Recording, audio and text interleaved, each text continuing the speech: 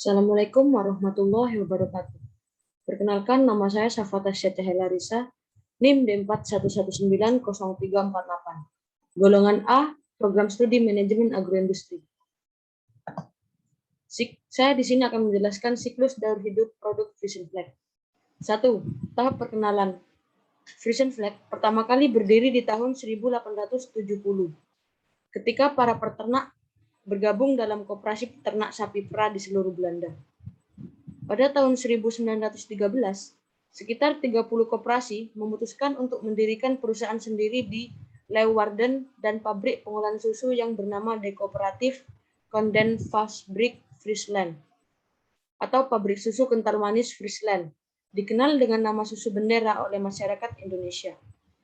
Frisian Flag telah memimpin industri susu nasional selama lebih dari 91 tahun sejak tahun 1922 di Indonesia.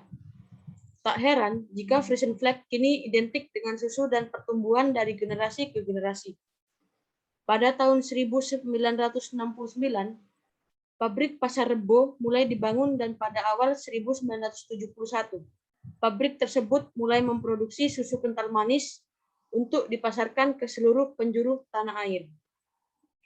2. Tahap pertumbuhan. Pada tahun 1978, PT Frisian Flag memproduksi susu bubuk di Pasar Rebo pada tahun 1978. Tahun 1988, memproduksi susu pertumbuhan pertama di Indonesia. Susu pertumbuhan ini diproduksi di Pasar Rebo tahun 1991, memproduksi susu UHT, diproduksi di Ciracas. 3. Tahap kedewasaan. Tahun 1998, memproduksi kemasan saset susu kental manis Frisian Flag. Kemasan saset ini menjadi konsumsi paling banyak di Indonesia sampai saat ini.